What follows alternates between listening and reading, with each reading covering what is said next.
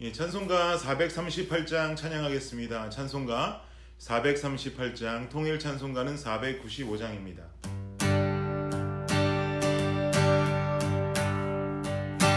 내 영혼이 은총 입어 중한 죄짐 벗고 보니 슬픔 많은 이 세상도 천국으로 화하도다.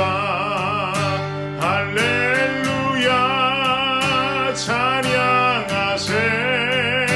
내 모든 죄 사함받고 주 예수와 동행하니 그 어디나 하늘나라 주의 얼굴 뵙기 전에 멀리 뵈던 하늘나라 내 맘속에 이루어지니 날로 날로 가깝도다.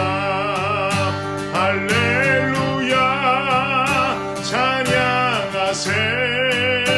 내 모든 죄 사함받고 주 예수와 동행하니 그 어디나 하늘나라 높은 산이 거친 들이 조막이나 궁궐이나 내 주 예수 모신 곳이 그 어디나 하늘나라.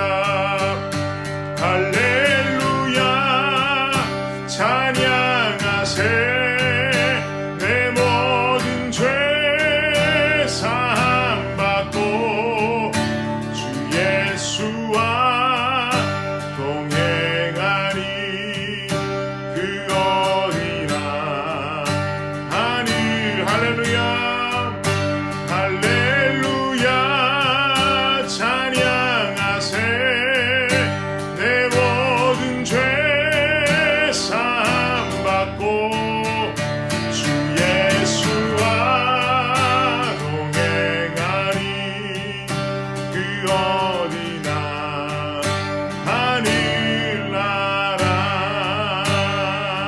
하늘나라.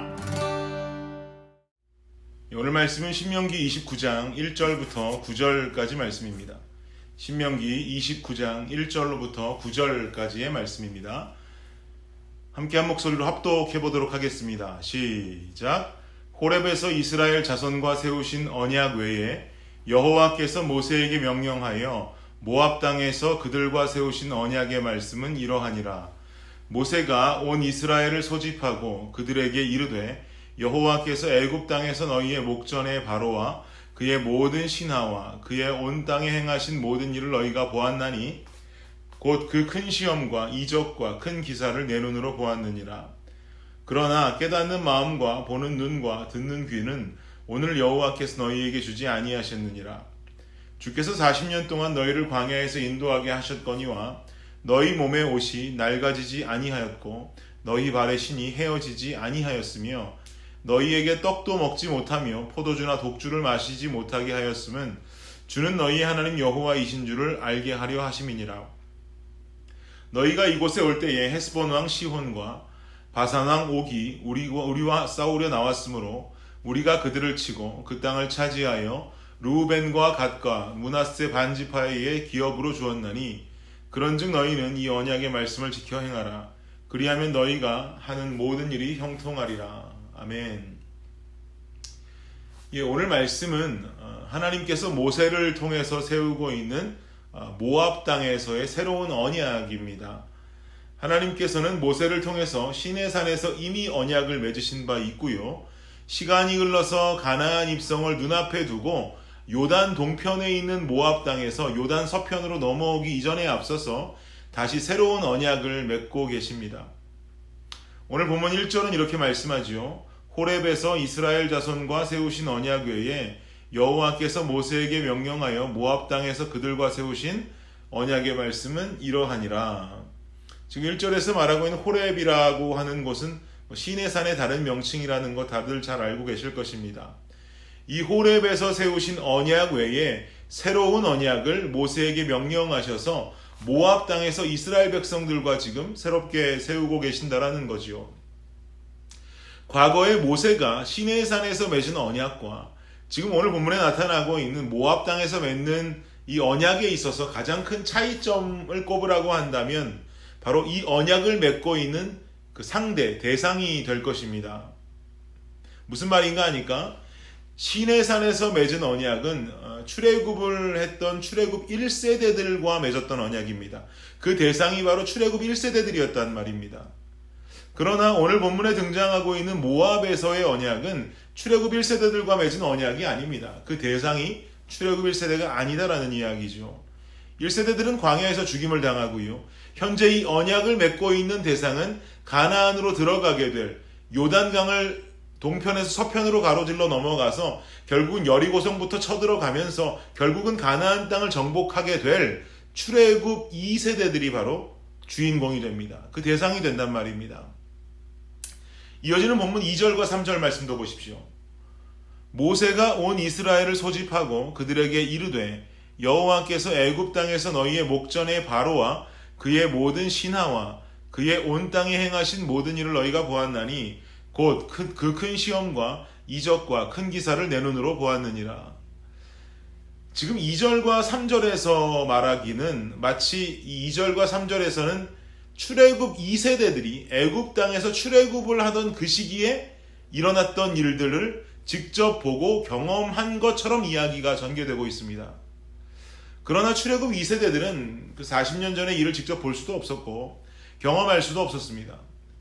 그러나 2세대들은 1세대들에 의해서 과거에 실제 눈앞에서 일어난 일들을 실감나게 수차례 들어왔을 것이고 앞으로 1세대들과 맺은 하나님의 언약 또한 이 뒤를 잇는 2세대, 3세대가 짊어지고 가야 할 거룩한 책임감이 있기 때문에 이 과거의 이야기를 마치 그들이 눈으로 보았던 것처럼 지금 이야기를 하고 있는 겁니다.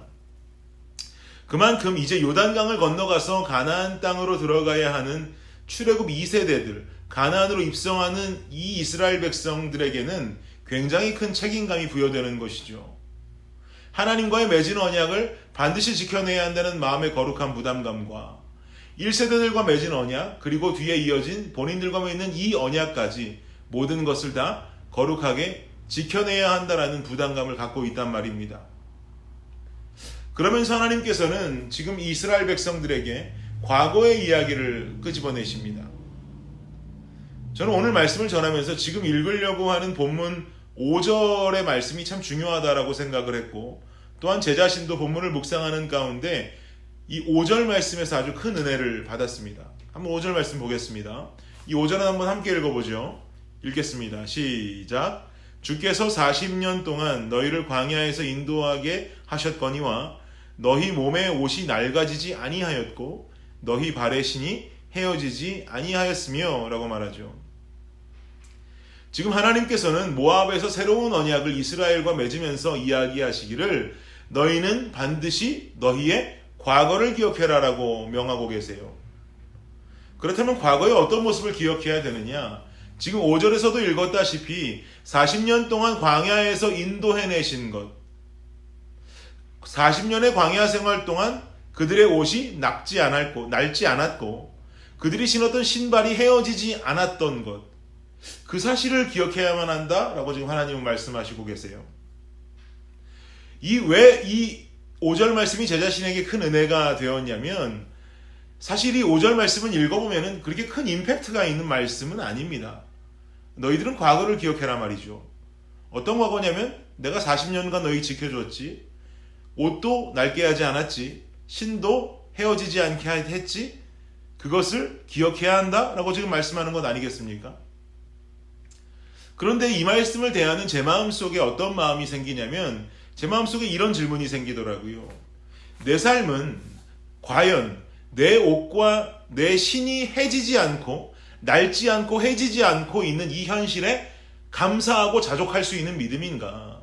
아니면 왜 하나님 내 인생은 더 좋은 옷과 더 좋은 신발이 주어지지 않습니까?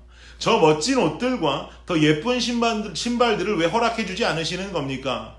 하는 투정의 믿음인가에 대한 질문이 생겼어요. 감사의 믿음이냐? 투정의 믿음이냐? 과거에 나를 지켜주신 하나님께 감사할 수 있는 믿음이냐? 왜 주시지 않느냐고, 더 좋은 것 주시지 않느냐고 투정하는 믿음이냔 말이죠. 실상 생각해보면 제 믿음은 부끄럽지만 후자일 경우가 더 많았습니다. 지난 시간에 지켜주심에 대한 어떤 감사보다, 지난 시간까지 보호해 주심에 대한 감사보다, 주님 왜 제게 이것을 주시지 않지요? 주님 왜 이것을 제게 허락해 주시지 않지요? 주님 왜 나를 채워주시지 않지요? 주님 나를 왜 재물적으로 풍요롭게 해주시지 않지요? 이거 주시지 않지요? 왜 저거 주시지 않지요? 뭔가 새로운 것, 새 신발, 예쁜 옷, 왜 이런 것들, 더 예쁘고 더 멋진 것들 왜 주시지 않지요? 이런 것들 구하기에만 급급했던 제 모습이 하나하나 기억이 나는 겁니다. 말씀 준비하면서 얼마나 부끄럽던지요. 여러분, 이 시간 여러분도 한번 자문해 보시지 않겠습니까? 실상 우리 삶에 있어서 지금까지 나를 안전하게 지켜주시고, 옷도 낡지 않게 지켜주시고, 신발도 해지지 않게 보호해 주신 하나님의 역사는 크게 드러나는 기적의 일들은 아닙니다. 그러나 가만히 정신을 차리고 깊이 묵상하고 생각해보면 40년을 걸어왔음에도 불구하고 신발이 해지지를 않고 40년을 지내왔음에도 불구하고 옷이 낡지 않았다라는 것은 이것보다 더 큰 기적이 어디 있겠습니까? 이것보다 믿을 수 없는 기적이 무엇이 있겠습니까? 이것은 굉장한 기적이죠. 이것은 바로 넘치는 감사의 제목임을 우리는 알 수가 있는 겁니다. 오늘 본문 마지막 절 한번 보시겠습니까? 9절 말씀 함께 읽어보겠습니다. 시작. 그런즉 너희는 이 언약의 말씀을 지켜 행하라. 그리하면 너희가 하는 모든 일이 형통하리라. 아멘. 9절 말미에 나오는 형통하리라. 이 형통이라는 말은 언제 들어도 기분 좋은 말입니다. 여러분 형통하기 원하십니까? 무슨 일이든지 형통하기 원하십니까? 그렇다면 그 방법은 무엇일까요? 9절 상반절에 말하기를 언약의 말씀을 지켜 행하라 라고 말씀하시죠. 다시 말씀드리자면 지난 과거에 대한 보호하심, 지금까지 지켜주심의 역사를 기억하고 감사할 수 있는 것, 그것이 바로 우리 삶에 있어 오늘날에 형통할 수 있는 귀한 비결이다라고 성경은 기록하고 있는 겁니다. 여러분, 오늘을 살아가는 우리에게 있어서 과거에 주님께서 지켜주시고 보호하셨다라는 그 사실의 극치는 무엇입니까? 십자가 말고는 그 어떤 것도 말할 것이 없습니다. 죽을 수밖에 없는 우리를 살려주신 그 은혜야말로 최고의 지켜주심, 최고의 보호하심의 은혜, 최고의 극치인 줄을 믿습니다. 그 십자가가 있기에 우리는 오늘 어떤 일이 있어도 주님 앞에 불평할 수가 없습니다. 그 십자가가 있기에 우리는 오늘 그 어떤 일이 있다 할지라도 주님 배반할 수가 없습니다. 주님께 불평할 수가 없습니다. 십자가의 사랑을 오늘도 기억하면서 지켜주심의 감사가 오늘도 살아있는, 그러므로 말미암아 우리 모두의 삶이 형통해지는 저와 여러분의 삶이 되시기를 주님의 이름으로 간절히 축복합니다. 기도하겠습니다. 하나님 감사합니다. 돌아보면 주님 지켜주셨고 지금까지 지내온 것 모두 다 주의 크신 은혜임을 고백하게 됩니다. 그러나 오늘을 살아가며 새로운 것을 주시지 않고 더 멋진 것이 허락되어지지 않는 나의 인생 속에 과거의 지켜주심과 보호하심은 나의 감사의 조건에서 너무 멀리 떨어져 있음을 바라보게 됩니다. 주님, 잘못했습니다. 용서하여 주시옵소서. 지금까지 나를 지켜주시고 보호하신 하나님, 그 역사에 감사할 때 주님 우리를 형통하게 하신다 하셨습니다. 주여, 지난 과거에 나를 구해주신, 그리고 그 은혜로 말미암아 오늘도 생명 가지고 살게 하신 그 은혜에 감사하고 감격하여 오늘도 내일도 주님을 향한 불평이 아닌 감사로 충만한 삶 살아가게 하여 주시옵소서. 감사드립니다. 예수 그리스도의 이름으로 기도드립니다. 아멘.